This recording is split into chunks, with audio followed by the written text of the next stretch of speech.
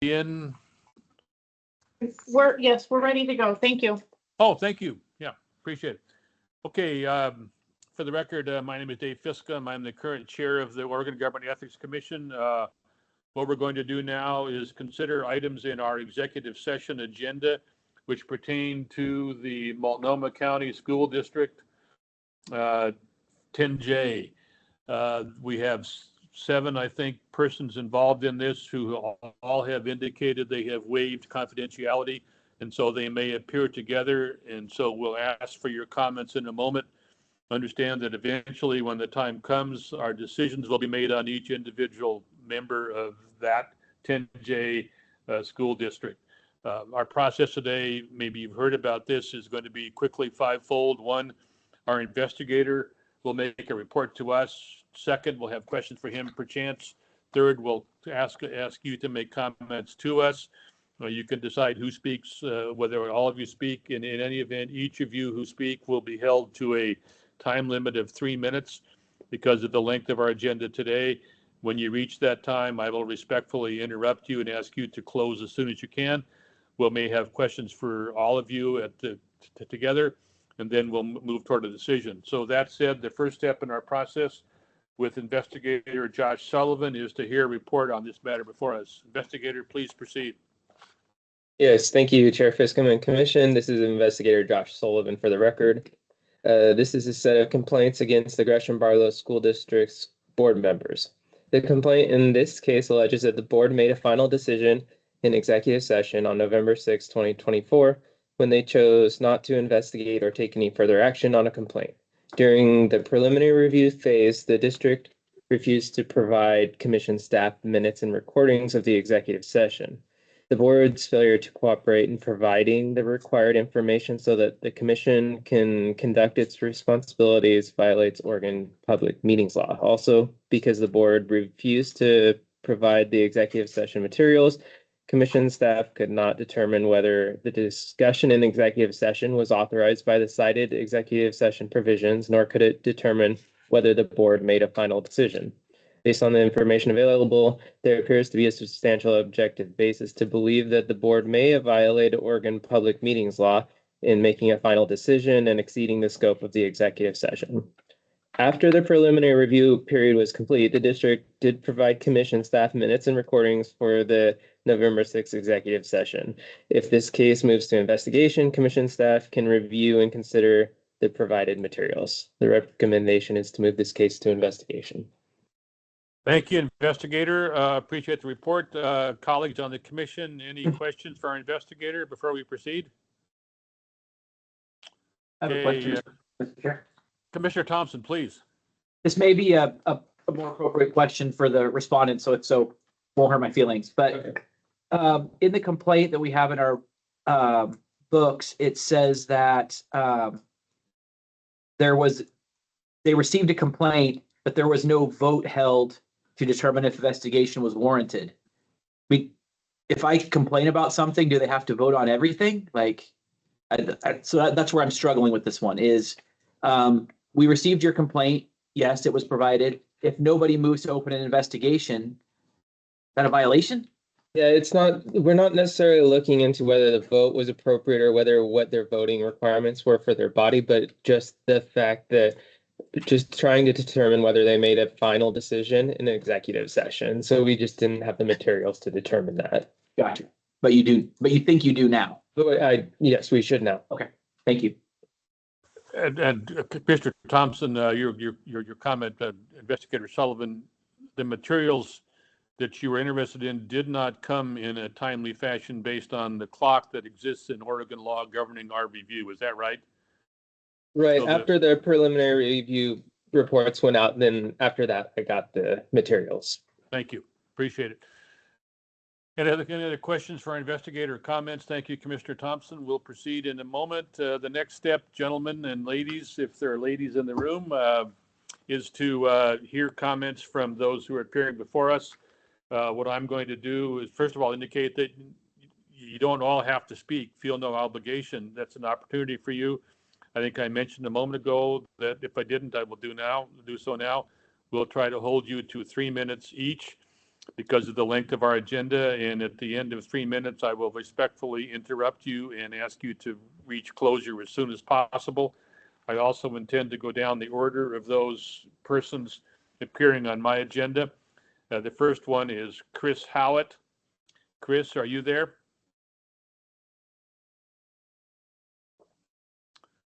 She was going to be on Teams. Ms. Howitt? Okay, Muted. moving it. You see, yeah. No, I am here. I'm muted. How do I unmute? We can hear you. Thank you now. Thank you. You're now unmuted, Ms. All right. Howitt. So this is Okay, thank you. your chance. This is your chance to speak to us. Identify yourself for the record and make your comments to us. Please proceed. Chris Howitt. I am the current chair of the Gresham-Barlow Board of Education 10J. I was in the meeting on November 6th. My understanding is the board secretary has provided the requested information, including written and video, for the November 6th meeting. Part of the delay was having a review by our legal counsel because there were 2 items that were discussed in executive session.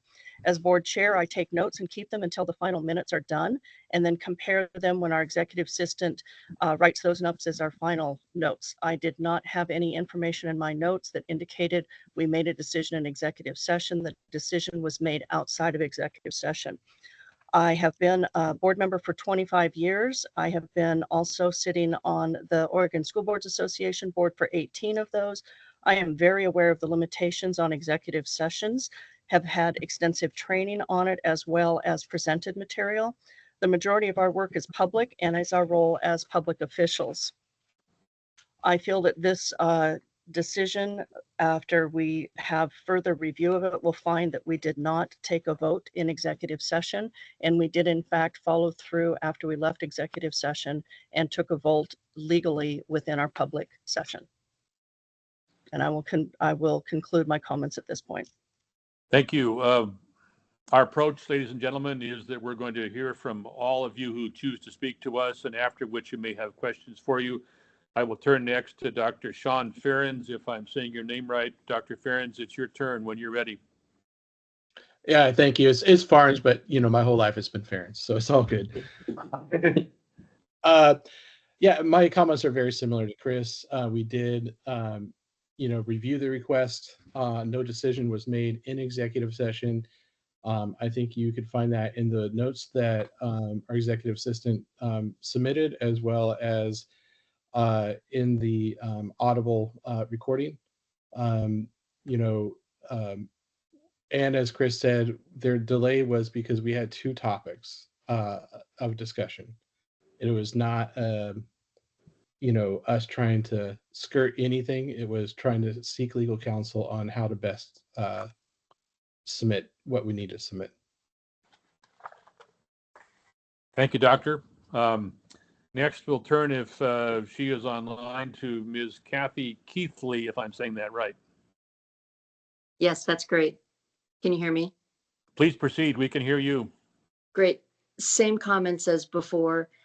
Being a brand new board member, I read all the material in terms of our responsibility, but I do have to commend the Ethics Commission for the required training now that I have just taken. So it's clearer than ever. But when Chris speaks to her tenure on the board and at OSBA, it's not just her knowledge. She makes sure every single meeting that I've been at in 3.5 years that we are always following the rules. So I just want to assure you that we take that seriously, and she makes sure that we are on task for that.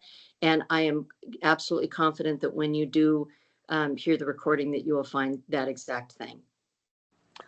Thank you. Am I right, colleagues, that Ms. Riggleman and Mr. Peterson are not on today? Yes. Thank you very much. We'll turn next, if she is with us, to Dr. Mayra, if I'm saying that right, Mayra Gomez. It is Myra Gomez. I apologize. Please, It's okay. please proceed. I've been on the board for 8 years, and as my colleagues have already mentioned, on November 6th, no decision was made in executive session. Thank That you. concludes- And then please proceed if you have more to say. Nope, that concludes my comment. Thank you. Thank you for being here. The last person responded is Mr. David Ligatich, and I know you're there. If I've said your name right, if I haven't, I apologize. Please proceed. You are the first person to get that 100% correct.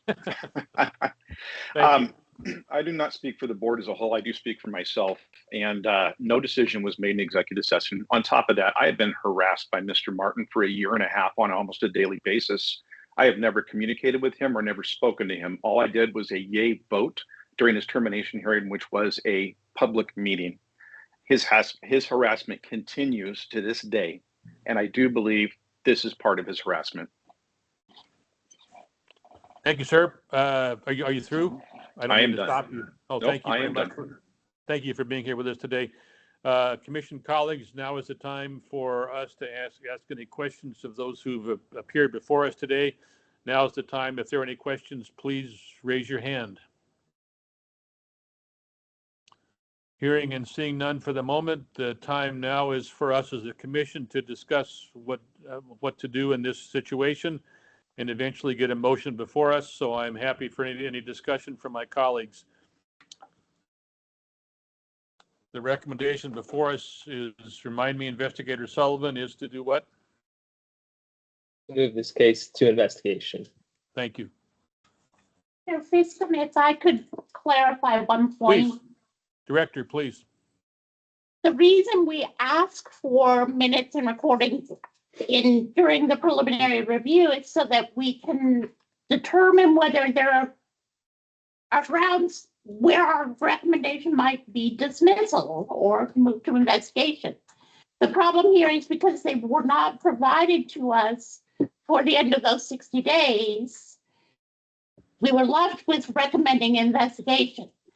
And while they have subsequently been provided, my staff and I are not permitted to consider those recordings. We aren't allowed to listen to them, read them, anything until the commission makes its decision. So between when I sign that report and this meeting, everything is simply held in limbo pending a decision by you. Thank you, Director. I was going to say something similar, but you did far better than me. Our process is at the Ethics Commission governed by clocks that are statutory in their nature, so it is impossible for us to violate those. It's impossible for me as a commissioner to violate those, but it's impossible for our staff to do so. So sometimes that creates a hang-up, as it did in this case. Nobody, let me just speak for myself, I am not ascribing any ill intent to any of you with regard to this issue. It's just a timing issue for us. The materials arrived too late for us even to consider them. That's what I would say. Colleagues, any decision, any motion to be made? Vice Chair, are you ready? Sure. If you have questions, please ask them.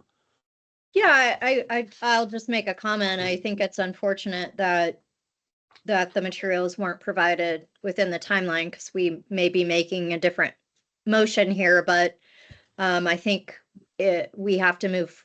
Well, we don't have to, but I will maybe making a motion to move this forward to investigation with the comment that such a motion, should it be voted forward with this body, is not a finding of any violation. It's simply so we can look at that recording and that was provided and possibly move to dismiss later or find that there's no violation later. But because those materials weren't provided to us, I just have a lot of questions and want to make sure we do a thorough job here. So I'm going to move this forward to investigation just so we can look at the materials that were provided and investigate thoroughly. I hereby move that the commission find that there is a substantial, are we on 71? I just want to make sure I have the people that are before us. Are we doing the people that are before us? Yes. Yes, item 71. You can do all of them. Oh, I can do all of them? I do, Chair Fiscom, I do want to let you know that there is, Chris Howitt does have their hand raised. I don't know if you want to pause to call on them or not. I see the hand, and this is the chair for the moment. Director, I thought we would have to make decisions on each of these issues separately as opposed to in a batch. You do have to vote on each of them separately, but you can vote on the ones who are not present because all of them waived confidentiality. Exactly. No, we can vote on all of these because they waived confidentiality. We have a motion before us on item number 71, Vice Chair. Thank you for that motion. And I will violate our procedures with respect to see if Ms. Howitt wants to make a comment to us quickly. Please Thank you. proceed. I appreciate that. I appreciate that. I just confirm that we are still in executive session at this point. We are. Thank you. We are, but Ms. Howitt, please be aware that as soon as this meeting is over, the recording of this executive session is made public. Yes, I'm aware of that. Thank you. So we're still in executive session, and we will be in executive session until a formal adjournment is made for us to move back into public session. Thank you for your question. Colleagues, you've heard the motion from the Vice Chair to move forward on item 71. Any questions or comments on the motion? And just to clarify, we as a commission have statutory authority to make a decision on preliminary reviews in executive session. So if there was a question as to why we are making a decision in executive session, that is that we have authority to do so as a commission. So just in case there was any confusion about that. Thank you, Vice Chair. And just to reiterate that under Oregon law, the authority we have to make a final decision, so to speak, in executive session, we're the only state commission which has such authority in executive session for the purpose of keeping these matters confidential, at least till the end of our time today. So the Vice Chair it's a good reminder from her to all of us. Any other hands raised to have a comment? Commissioner Thompson, please. Thank you, Mr. Chair. Just quickly, I absolutely believe what the respondents have said today, that this didn't happen. But since the recordings are in our possession, I'm going to vote to move this forward just so we can hear them and cross all the I's or cross all the T's, dot all the I's, and go from there. But this might also be one of those occasions where the formal investigation resolves the issue in favor of the respondents, and that could be helpful. So thank you for your comment, Commissioner. I appreciate it. Hearing and seeing no other hands, we will move now to a roll call vote on item 71. Administrator will call the roll, please. I have not yet made the motion, Chair. Oh, I'm sorry. I thought you did. No, Chair, I have not Vice yet. Chair, please Okay. make the motion. Please make a motion on item 71. Great, thank Thank you. you. I hereby move that the commission find that there's a substantial objective basis for believing that Chris Howitt may have violated ORS 192.650 subsection 1, ORS 192.650 subsection 2, ORS 192.660 subsection 2, ORS 192.660 subsection 6, and ORS 192.685 subsection 4, and that the commission should investigate accordingly. Thank you, Vice Chair. Any comments on the motion before us? Hearing and seeing none, the administrator will call the roll. Item 7-1. Commissioner Mason. Aye. Commissioner McCauley. Aye. Commissioner Burke. Aye. Commissioner Thompson. Aye. Commissioner Payne. Aye. Commissioner Resendez Gutierrez. Aye. Chair Fiscum. Aye. Motion passed 7-0. Thank you, Vice Chair. Item 7-2, please. I hereby move that the commission find that there is a substantial objective basis for believing that Sean Ferens may have violated ORS 192.650 subsections 1 and 2, ORS 192.660 subsections 2 and 6, and ORS 192.685 subsection 4, and that the commission should investigate accordingly. Thank you, Vice Chair. The administrator will call the roll. Item 7-2, please. Commissioner McCauley. Aye. Commissioner Burke. Aye. Commissioner Thompson. Aye. Commissioner Payne. Aye. Commissioner Resendez Gutierrez. Aye. Commissioner Mason. Aye. Chair Fiscum. Aye. Motion passed 7-0. Item 7-3, Vice Chair. I hereby move that the commission find there is a substantial objective basis for believing that Kathy Keithley may have violated ORS 192.650 subsections 1 and 2, ORS 192.660 subsections 2 and 6, and ORS 192.685 subsection 4, and that the commission should investigate accordingly. Thank you, Vice Chair. The administrator will call the roll. Item 7.3. Commissioner Burke, Aye. Commissioner Thompson, Aye. Commissioner Payne, Aye. Commissioner Resendez Gutierrez, Aye. Commissioner Mason, Aye. Commissioner McCauley. Aye. Chair Fiscum. Aye. Motion passed 7-0. Item 7.4, Vice Chair. I hereby move that the commission find there is a substantial objective basis for believing that Holly Riegelman may have violated ORS 192.650 subsections 1 and 2, ORS 192.660 subsections 2 and 6, and ORS 192.685 subsection 4, and that the commission should investigate accordingly. Thank you, Vice Chair. The administrator will call the roll. Item 7.4. Commissioner Thompson, Aye. Commissioner Payne, Aye. Commissioner Resendez Gutierrez, Aye. Commissioner Mason, Aye. Commissioner McCauley. Aye. Commissioner Burke, Aye. Chair Fiscum. Aye. Motion passed 7-0. Item 7.5, Vice Chair. I hereby move that the commission find there is a substantial objective basis for believing that Blake Peterson may have violated ORS 192.650 subsections 1 and 2, ORS 192.660 subsections 2 and 6, and ORS 192.685 subsection 4, and that the commission should investigate accordingly. Thank you. Administrator will call the roll. Item 7.5, please. Commissioner Payne, Aye. Commissioner Resendez Gutierrez, Aye. Commissioner Mason, Aye. Commissioner McCauley. Aye. Commissioner Burke, Aye. Commissioner Thompson. Aye. Chair Fiscum. Aye. Motion passed 7-0. Item 7.6, Vice Chair.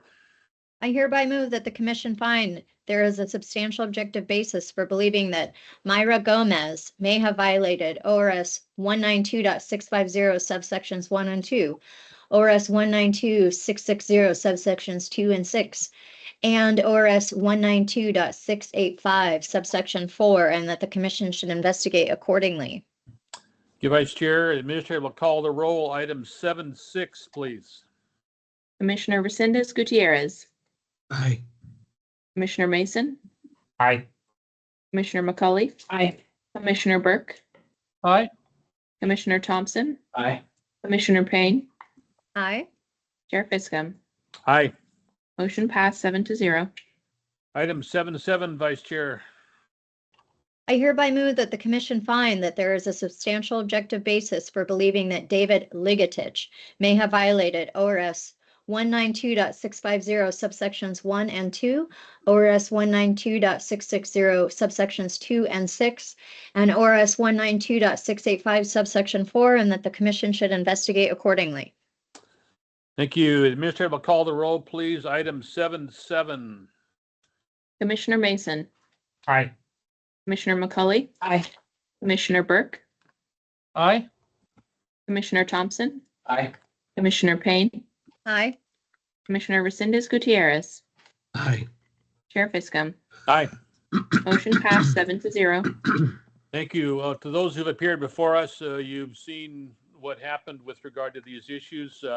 Please understand a couple things. First of all, we have not found there to have been a violation. We are expressing the need to do more work, especially on the information that you've now sent us. So thank you for doing so. Our staff will in fact be in touch with you, and thank you for the precision and concise character of your testimony today. We appreciate it. Have a good day. Thank you. Okay, those persons will be exiting, colleagues, and we'll move to item number 78, I believe, with one respondent, Mr. Mark Baldwin. Pause. Hold on a moment. No, we're not going anywhere. I'm just to say that's the next step when you're ready. Thank you. Sure. Mr. Baldwin will be joining us by phone. I am Okay. verifying that we have moved everyone, and so now Mr. Baldwin is joining us by phone. And Mr. Baldwin is joining by phone, not by Teams, right? By phone. Yeah, That's fine. Okay. Um, If you're ready to proceed, I am. Mr. Baldwin is here. okay. Mr. Baldwin, can you hear me? I can. Can you Thank hear me? Yes, I can. I'm Dave Fiscum. I'm the current chair of the Government Ethics Commission. This is the time set to hear the matter before us regarding your situation. Our approach is fivefold, as you may be aware. First, we'll have a report from our investigator. Second, ask him questions. Third, hear from you. Fourth, ask questions of you. And fifth, make a decision.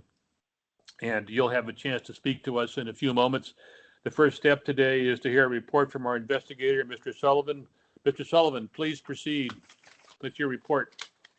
Yes, thank you, Chair Fiscum and Commission. This is Investigator Josh Sullivan for the record. This is a complaint against Mark Baldwin, Budget Committee member of the Warrenton-Hammond School District. The complaint in this case alleges that Mark Baldwin failed to declare a conflict of interest when he served on a budget committee while also accepting payments from the district on behalf of his business, Mark J. Baldwin Construction. Mark J. Baldwin Construction has had ongoing business dealings with the district, as indicated by multiple invoices for completed work from 2020 through 2024, and it was clear that he intended to continue to bid on projects. Mr. Baldwin made budget recommendations and voted to approve projects for which his company ultimately bid. Additionally, Mr. Baldwin participated in the May 8, 2024 Budget Committee meeting and voted to approve the proposed budget. Included in the budget was funds for a building project for the district. Mr. Baldwin had already submitted a $1.7 million bid to complete the project. In addition, it appears that Mr. Baldwin had a potential conflict of interest at the time he voted to approve funds for the project. However, he did not make any conflict disclosures. Based on the information available, there appears to be a substantial objective basis to believe that Mark Baldwin was met with multiple potential conflicts of interest when he participated as a budget committee member. Additionally, it appears that Mr. Baldwin failed to report his business as required on Section 7 of his 2021 through 2024 SEIs. The recommendation is to move this case to investigation. Mr. Sullivan, thank you for that report. We appreciate it. Colleagues, any questions for Mr. Sullivan before we proceed ahead? Questions? Hearing and seeing none. Mr. Baldwin, this is your chance to make any comments to us that you choose to make. Just a couple things. First of all, because of the length of our agenda today, our intent is to hold you to 3 minutes. And when the time comes for the end of that, I'll respectfully interrupt you and ask you to try to close as quickly as you can. That said, this is your time to make any comments you choose to make to us. Please proceed. Identify yourself for the record. Thank you. Fair enough. My name is Mark J. Baldwin, Post Office Box 969, Warrenton, Oregon 97146. I'll speak as quickly as I can. I don't have a lot to say. As far as, I'm going to hit the easy one first. As far as the Secretary of State filing, if you look that up, if you are a sole proprietorship using your own name, you are exempt from filing. When I filed earlier on, when I first opened my business, I had an assumed business name. After that, I didn't know that I didn't have to file, so I was filing anyhow until someone at the Secretary of State's office actually contacted me and said, you don't need to pay this $50 and file this every year. You're using your name. So that looks really bad, but it's not. As far as the SEI filings, I've been a city commissioner, was elected in 2010, and I served until 2024 of June when I retired. Other than 2 years that I stepped away in amongst that.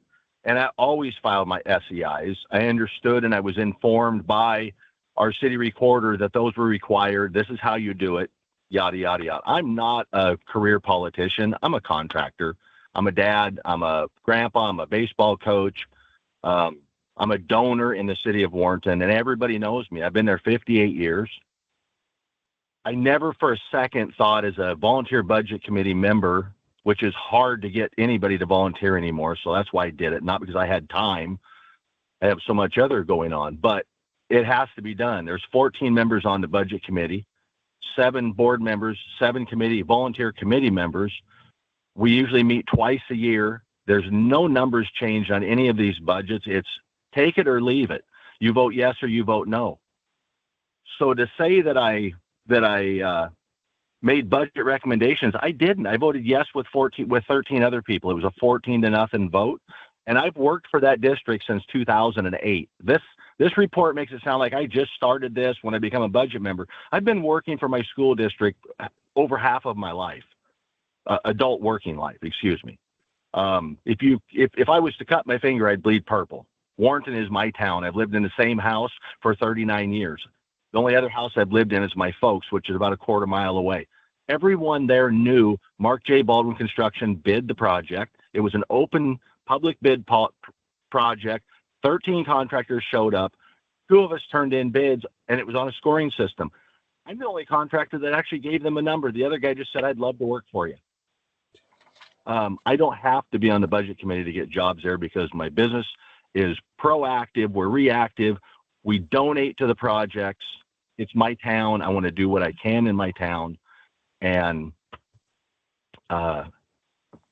that's kind of it in a nutshell. I've been working with them as a contractor off and on for 17 years, if you go back and look back further. And I don't need to be on a budget committee to get jobs. I do great work. My guys are super good employees. We all live in the city. All of my subcontractors live within 10 miles of that school district. We are a known quantity. Mr. Baldwin, Yeah. respectfully, can you kind of wrap it up in a moment or two? I'd appreciate it. Thank you. I'm all done. Like I said, I never for a second thought I had any kind of a conflict because everybody in the room knew who I was. I used my name. I wasn't hiding behind a cloak of an assumed business name or anything. And I never voted on whether or not I got the project. I stepped away from that. That money was going to be in that budget, irregardless, because it's bond money. They can't give it back. They have to spend it on what they earmarked it for, which was this project. So thank you very much. Thank you, sir. Appreciate your comments. Colleagues, this is the time to ask Mr. Baldwin questions. If you have any questions to ask him, now's the moment. Hearing and please, Commissioner Thompson, please. Question for staff. If he approved the money being spent on the project, but didn't approve who got the project, is there a difference there? The difference would be potential versus Yeah. conflicts. So right, if he had voted on awarding the contract to himself, that would absolutely be an actual conflict of interest.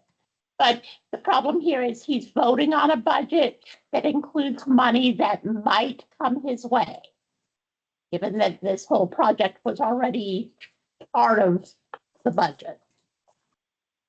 Thank you. Does that answer your question, Commissioner? It does. Thank you, Mr. Chair. Thank you. Vice Chair, please. I just want to clarify the report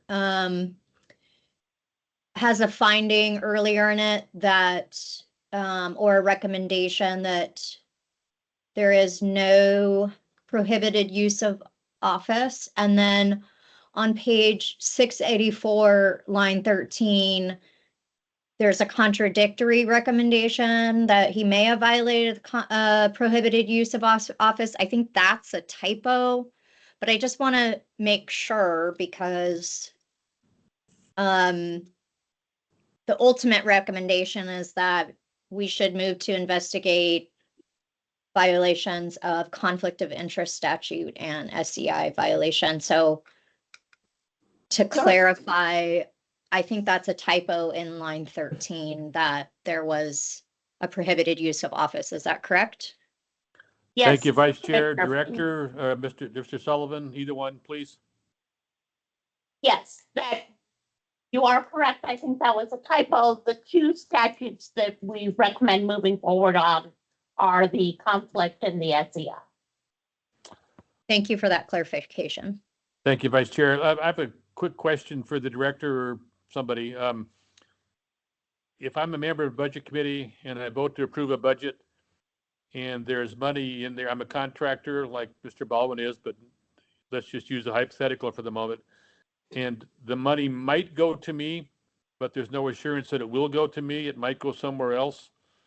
Is that a potential conflict? Yes, The word might doesn't matter there. because the difference between the potential and actual conflicts of interest rests on the certainty that the action being taken would result in a financial impact. So if you are, the example in our PO guide that we've given to people a lot of years is like if a governing body is voting to issue an RFP and your brother works for a company that could bid, might not bid, hard to tell, but it's the kind of work they do, you would have a potential conflict of interest because the action being taken could result, but isn't certain. Thank you, Director, for that distinction. That's helpful to me. Any other questions or comments? Questions for Mr. Baldwin, if any? Now's the Commissioner time. Mason has his hand up, Chair Fiscom. Thank you. I don't see that hand, but I'll accept it. Commissioner Mason, please.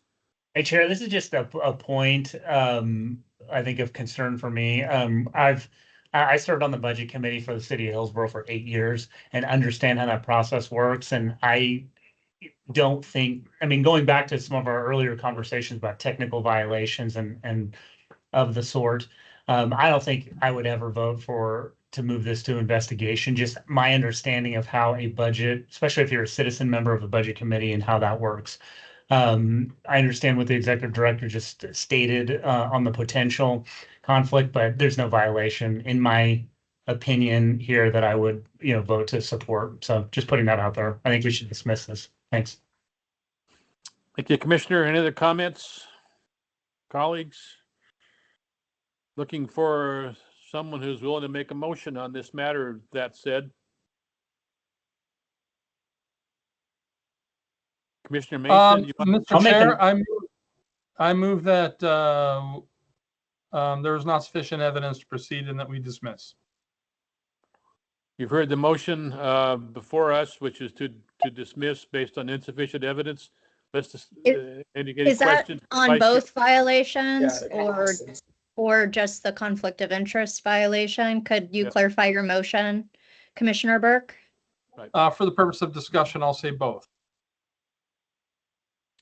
Kenny, you've heard the motion as applying to both issues before us relative to this matter. Any comments?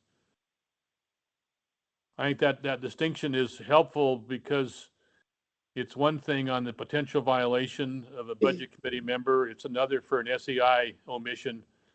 Those might be two different things. So that's just my comment. I'm not sure how to go on this one yet. Because I apologize, Mr. Chair. I put it that way for purposes of discussion. If someone wants to deal with them separately, they can move to divide the issue. I understand that. I just want to make my for what it's worth, that's my view. I'm uncertain on that matter because of the two potential violations here.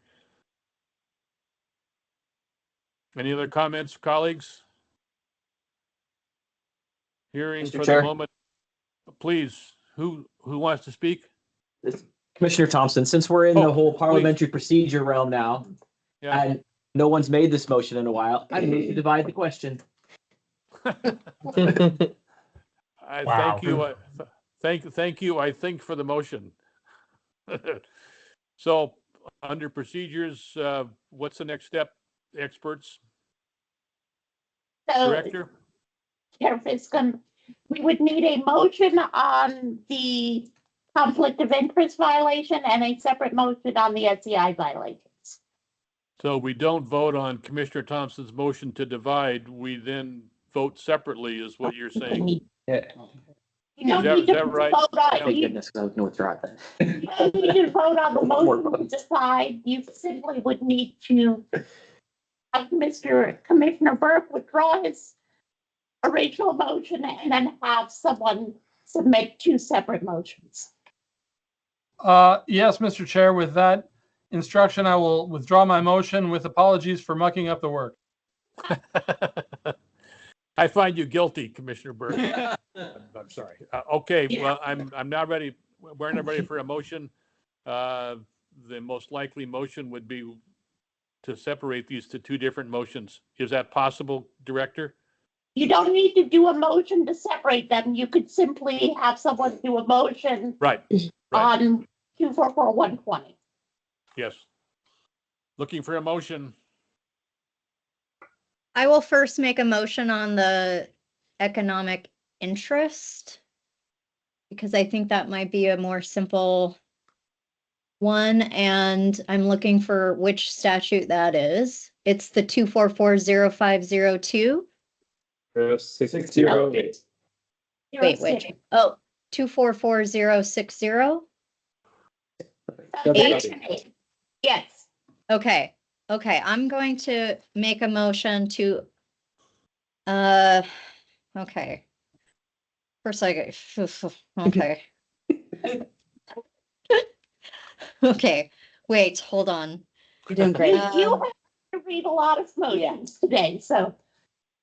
Yes, which motion am I making, 4. Director? 4. Wait. Really? What do you? The SEI calculations? No, this is, we've already investigated, right?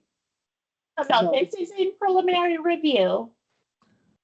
So the two motions would be one on the potential conflict of interest and one on the Okay. SEI. So this is a motion to investigate? Yes. Okay, all right, okay.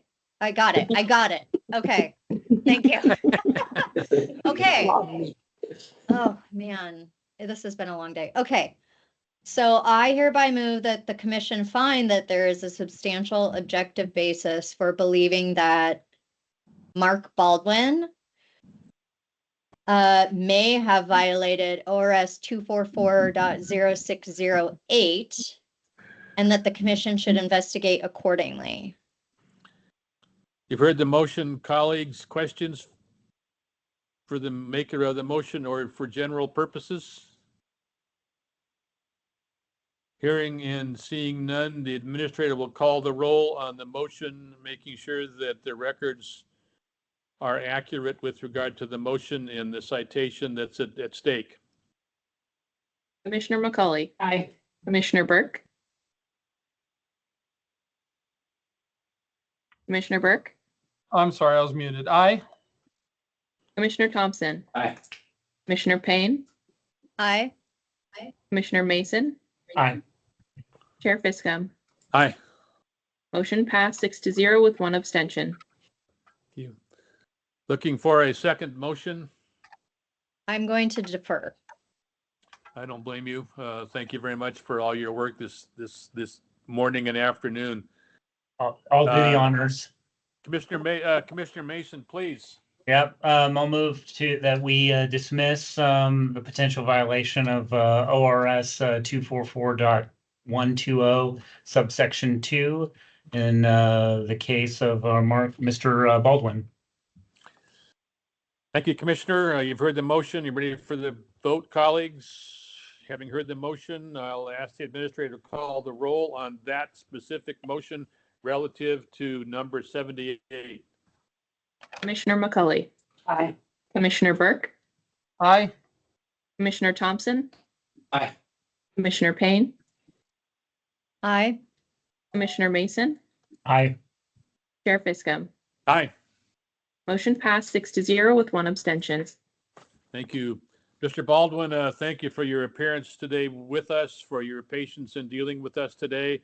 What you just heard is that we're moving forward with you on one matter and we've dismissed the other matter. Please understand we have not found a violation of anything yet. We have simply indicated need for more information. Our staff will be in touch with you. Thank you for your appearance today. With your leave, with your indulgence, we'll now exit you from our room. Thank you for being here. Can you clarify what you voted on? It got a little muddy there for a while. Our director will now provide that clarification. Thanks for asking. I apologize and thank you, Mr. Baldwin. It's been a long meeting. So what the commission just did was it dismissed any of the complaints that dealt with the voting potential conflict of interest when voting as a member of the budget committee. And then it separately voted to move to investigation to give our investigators more time to determine whether your SEI filings were missing information. Okay. Director, I thought the reverse was true. Can you clarify that again? Oh, No. that we dismissed the conflict of interest claim and moved to investigation on Thank the SEI claim. Yes. I see heads nodding. Is that what everybody thought they did? Yes. Okay, that's fine. I just want to make sure that we're all clear on that. Mr. Baldwin, thank you for asking the question. It's good because it was a little confusing to all of us, me included. Again, thank you for being here, and our staff will be in touch with you very soon. Thank you very much. Yep. Thank you. Okay, colleagues, let's forge ahead. With your indulgence, we'll do item number 79. The individual here will be appearing by phone. I will Yes, assume in a moment that our staff yes, they're joining us by phone. is Hi there. is Miss how do you say your name? Tabitha McGroarty? Yep, good job. Hey, we can hear you too. My name is Dave Fiscum. I'm the chair of the Oregon Government Ethics Commission. We're here this afternoon to hear the matter involving you. Thank you for being here. Our process, as you may already know, will be that we'll have a report from our investigator. Then we'll go through a process of asking and answering questions.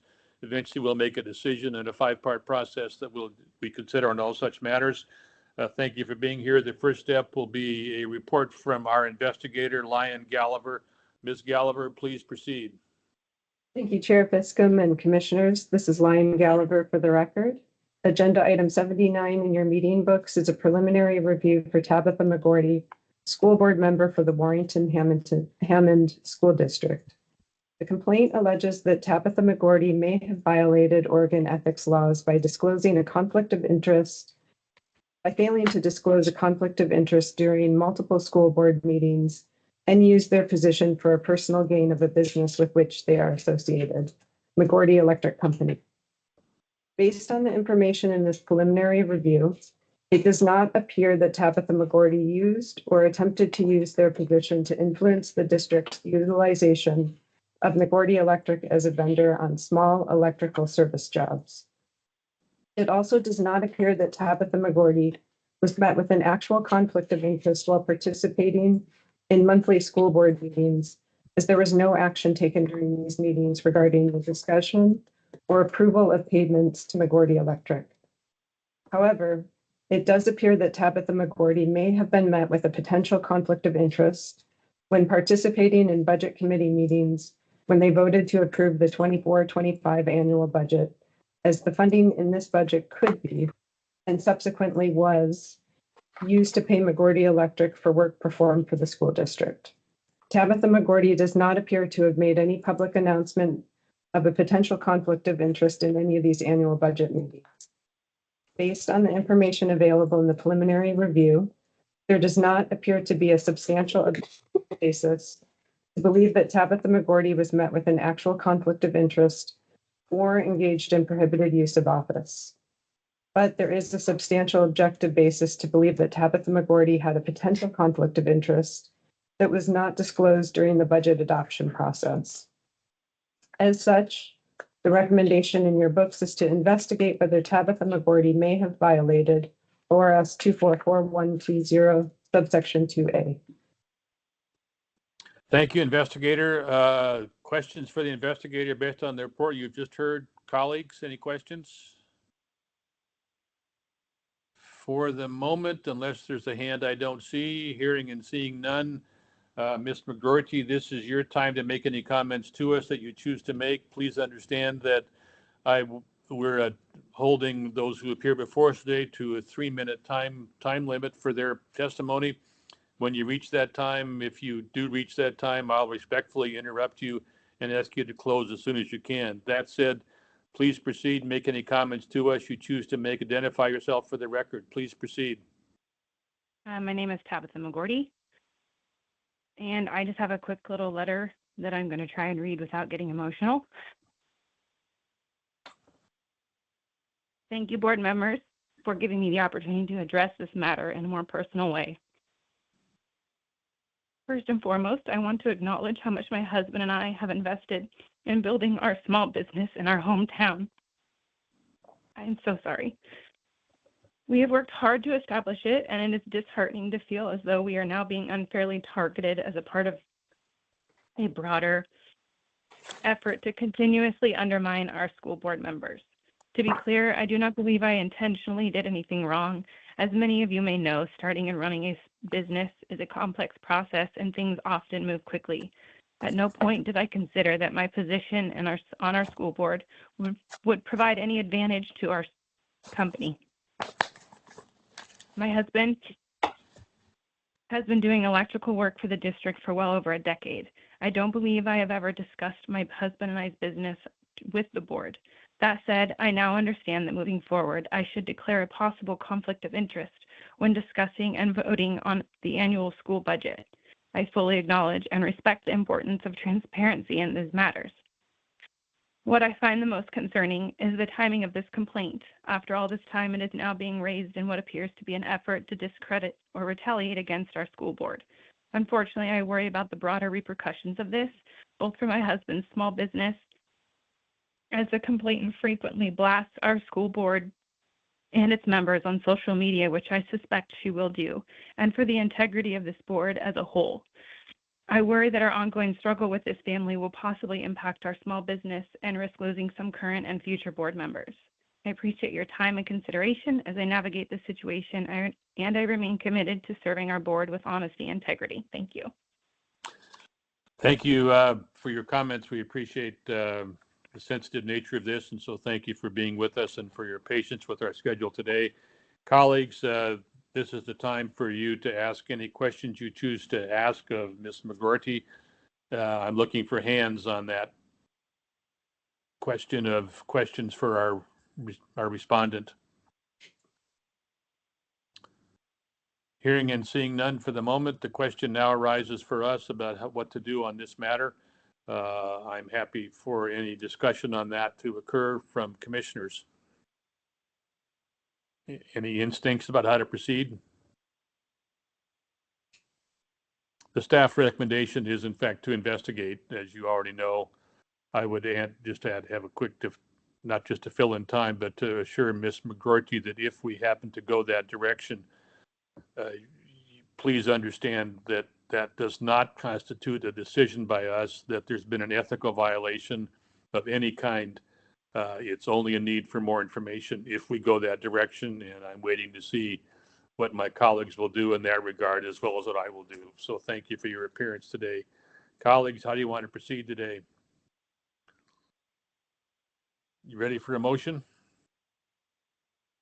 Chair Fiscom, I would Please. like to simply add, Ms. McGorty, during the investigation, she and investigator Gallagher and I, we held a meeting because she was also asking for advice, like, what am I supposed to do moving forward? And so we did have a meeting with her and talked about conflicts of interest and what the difference would be between a potential and actual, and what the disclosure process would look like in terms of her service on the budget committee and then as a member of the school board. Thank you. Good step on your part. Appreciate that consultation. That's helpful, usually helpful to those who are dealing with our issues that we enforce. Colleagues, any instinct about how to proceed? I'm looking for a motion maker. Commissioner Burke, I see your hand up. Yeah, Mr. Chair, these cases are always hard. People trying to simply volunteer and they get tripped up on the rules. And sometimes we land on one side of that. Sometimes we land on the other. But I guess in this case, I will move that we proceed with staff recommendation. For the motion, colleagues, any questions, comments on that before we move toward a vote? Sure. This is on item 79 on our executive session calendar. Commissioner Vice Chair Payne, please. Without revealing confidentially our last matter that we discussed, I'm wondering why individuals who did not want to proceed with a budget committee potential conflict in the last matter feel that this matter is different. That's a good question. Yep. Commissioner Burke, please respond if you're able In my case, I botched up the last one. I was reluctant to botch this one up too. I wanted to, nobody was making a motion, so I threw it out there to be discussed and without necessarily wanting it to be approved. Commissioner Burke, just to leave things open, why don't you just withdraw the motion and we'll see if there's a new one. Sure, I'll withdraw the motion. Okay. Looking now for a consensus about how to proceed. We need a motion on the floor to discuss it. Commissioner Thompson has his hand raised. Pardon me? Commissioner Thompson has his hand raised. Oh, I see. Commissioner Thompson, you ought to have an icon that raises your hand for you. Thank you very much. I know, we need like something, lift. yeah. Please proceed. Mr. Chair, I ascribed myself to Vice Chair Payne's comments, first of all, but on page 693 in our meeting book, I am struck by comments on that page. The first being that per district policy, the $10,000 bid threshold are done through a purchase order process that does not involve the school board. And then at the bottom of that page, it appears as though any invoices to the McGorty Electric were well below that. So taken with what we decided on the last case and those two statements on page 693, I'm inclined to dismiss this case. Are you prepared to make a motion, Commissioner? I'm happy to, if that is your wish, Mr. Chair. Please do so.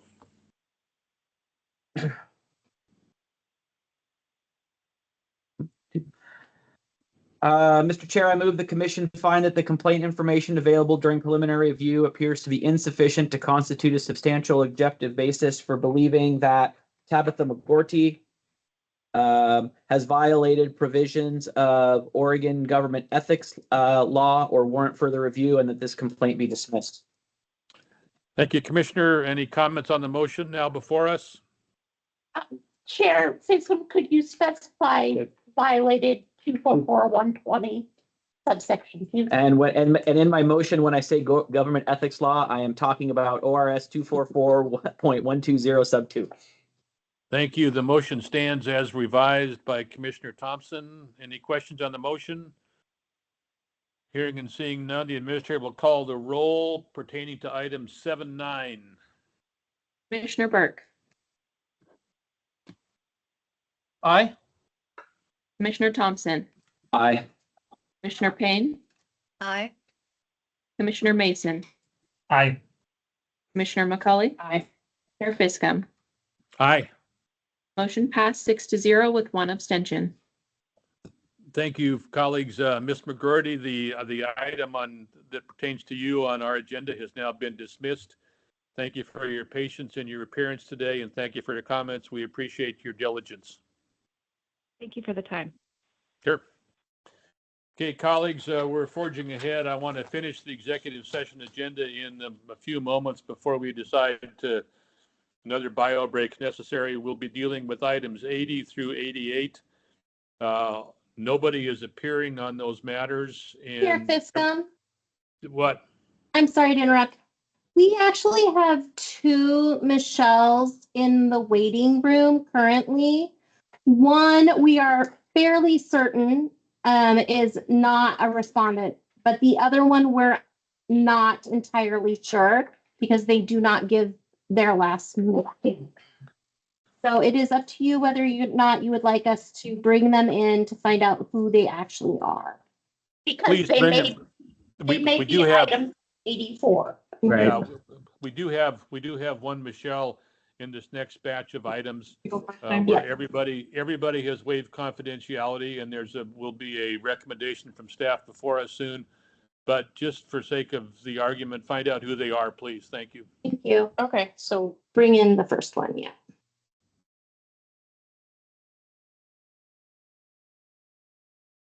Welcome, Michelle. We're in executive session. Can you please identify your first and last name? Yes, hi, this is Michelle Eldridge, City of Harrisburg. Okay. We are going to remove you from the meeting for now, because we are hearing cases currently in executive session. When we return to open session, we will open the waiting room and you will be automatically admitted in for the open session. But for now, we are going to remove you. Thank you, Ms. Eldridge. So let's assume that the other Michelle is Michelle Glass. Nope, the other one is also Michelle Eldridge. Oh, thank you. Yep. Okay. You just All right. joined twice. Colleagues will now move to consider items 80 through 88. Nobody is appearing by my roster. Everybody in this list has waived confidentiality. Our investigator is Andrew McIntyre, who will now make a report followed by our action. Investigator McIntyre, please. Perfect. Thank you, Chair Fiscum. Commission, this is Andrew McIntyre for the record. This is related to an executive session that was held on November 21st, 2024 by the Universal Health Plan Governance Board, which is a subcommittee, I believe, of the Department of Consumer and Business Services. They held this meeting under Section F to discuss information or records exempt by law from inspection. I did review the executive session notes. What they went under was for a legal memo. I compared the notes with also the legal memo itself, so the meeting minutes, and it does look like they were connected. So it does not look like they had an executive session that was unauthorized, and therefore the recommendation is to dismiss. Thank you, investigator. Any questions for Investigator McIntyre?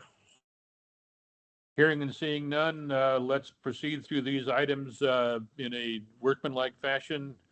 Vice Chair, item number 80.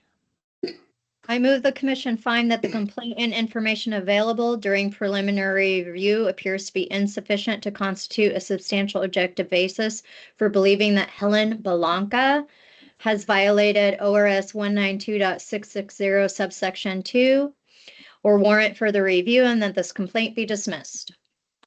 Thank you, Vice Chair. You've heard the motion. The administrator will call the roll. Item 80. Commissioner Thompson. Aye. Commissioner Payne. Aye. Commissioner Resendez Gutierrez. Aye. Commissioner Mason. Aye. Commissioner McCauley. Aye. Commissioner Burke. Aye. Chair Fiscum. Aye. Motion passed 7-0. Item 81, Vice Chair, please. I move the commission find that the complaint and information available during preliminary review appears to be insufficient to constitute a substantial objective basis for believing that George Warren has violated ORS 192.660 subsection 2 or warrant further review, and that this complaint be dismissed. Thank you. Administrator will call the roll. Item 81.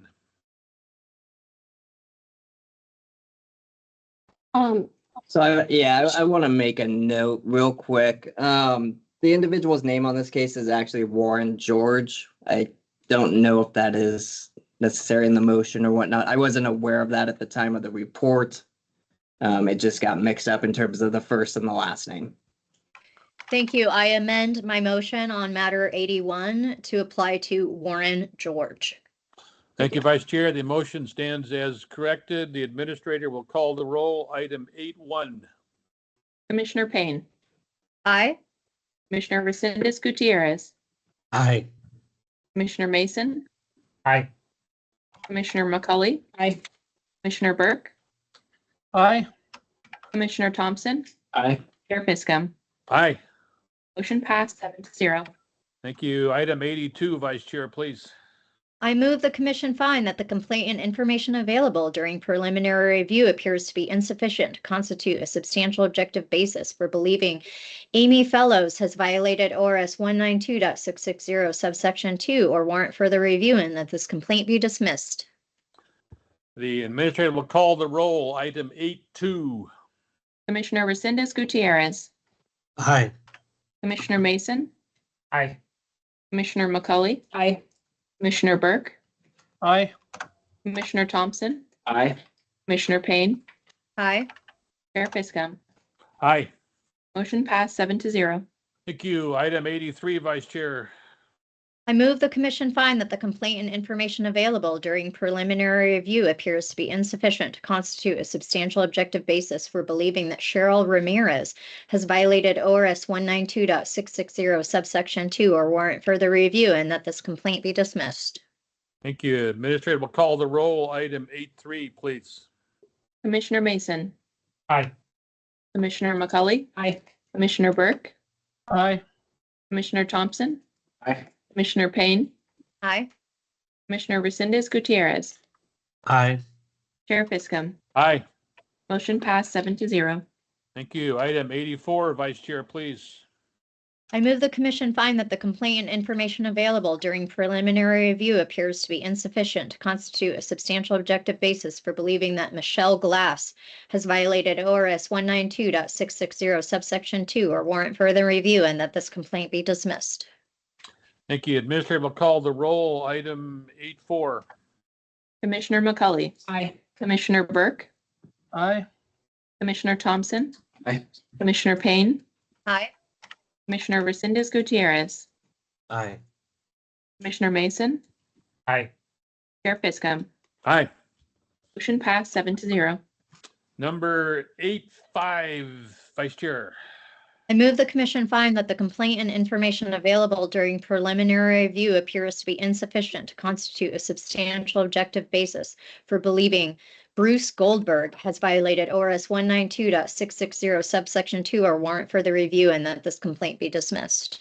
The administrator will call the roll, please. Item 85. Commissioner Burke. Aye. Commissioner Thompson. Aye. Commissioner Payne. Aye. Commissioner Resendez Gutierrez. Aye. Commissioner Mason. Aye.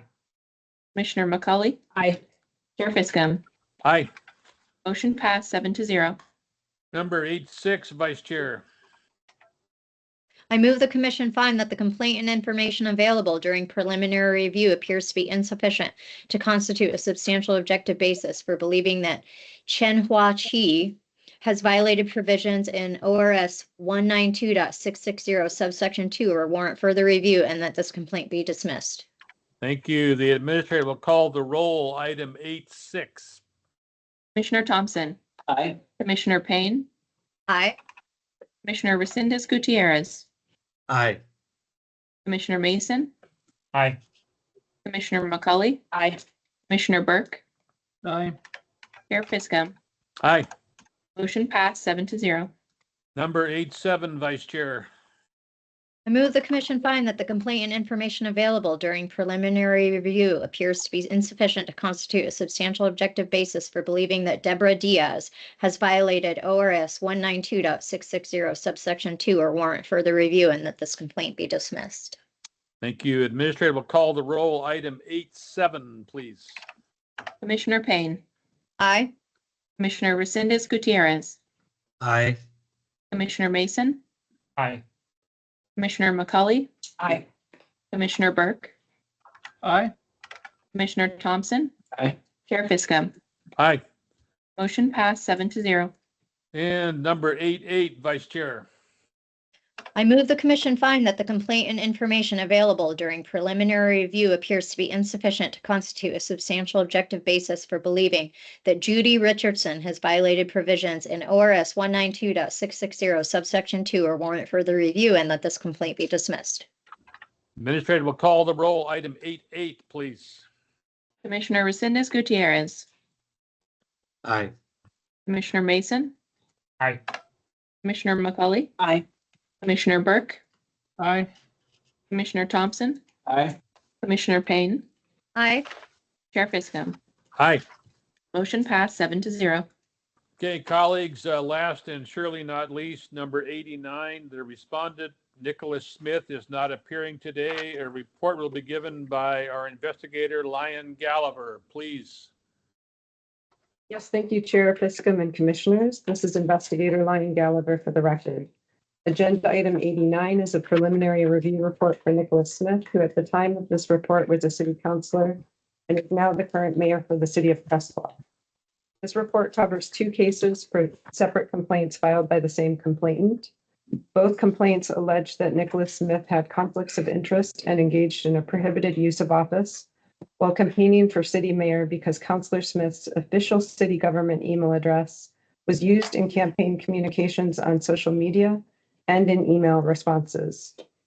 Based on the information gathered, it appears that Councilor Smith's city email was used in some campaign materials and they only had access to the city email address by virtue of their position as a city councilor.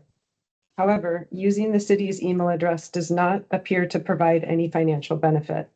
There are a plethora of free email service providers available.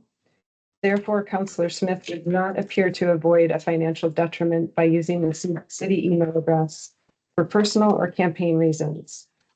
The complaint also alleges that Councilor Smith's city email could be construed as attempting to obtain an unfair political advantage in terms of voter influence and perceived endorsement.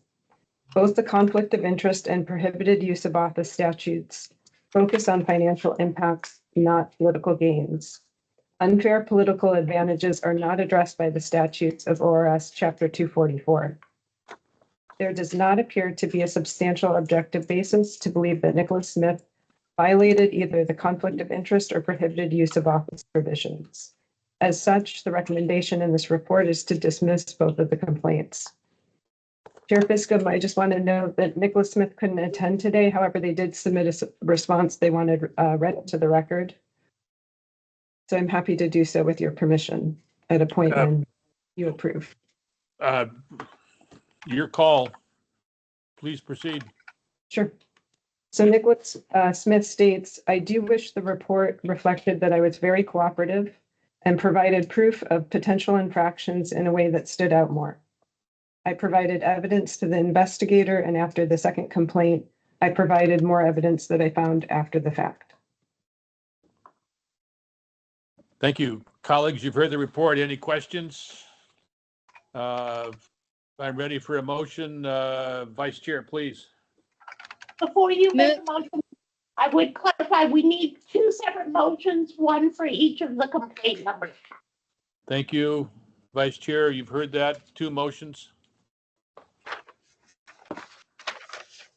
Okay,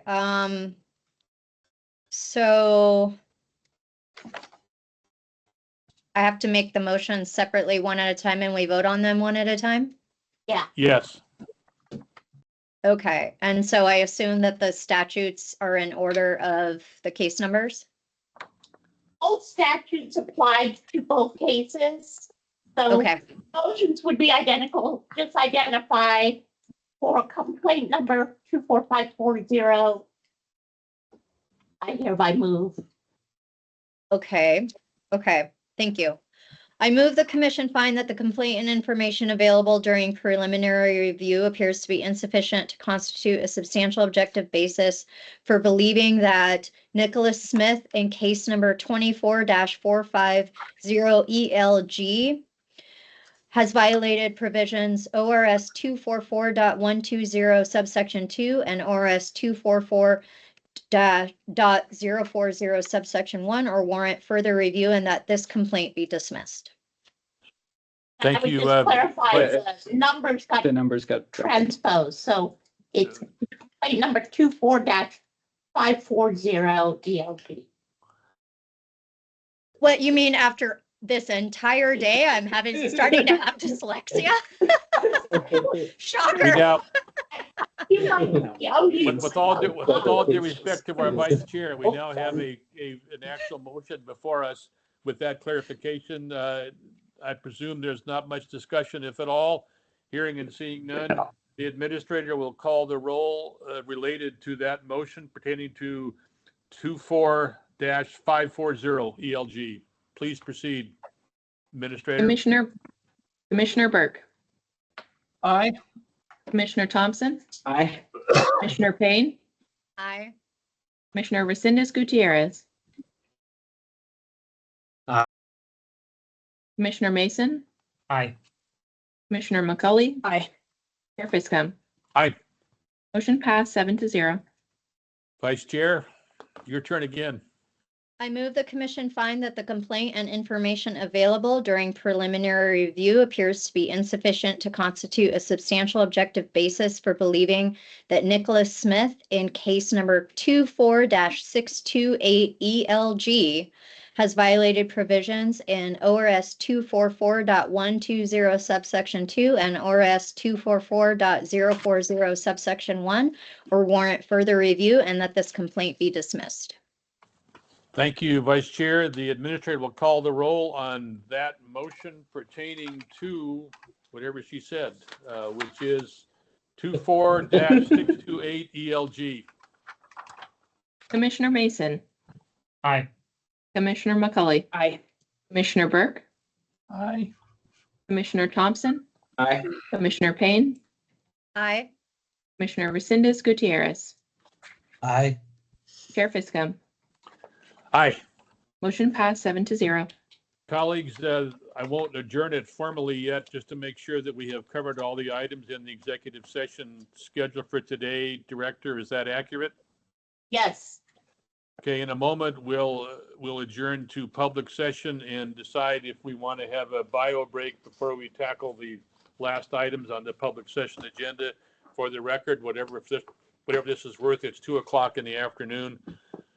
So I'll let you decide that while I officially adjourn the executive session meeting for March 7th, 2025. And the door can be opened and the lobbies can be free with that adjournment.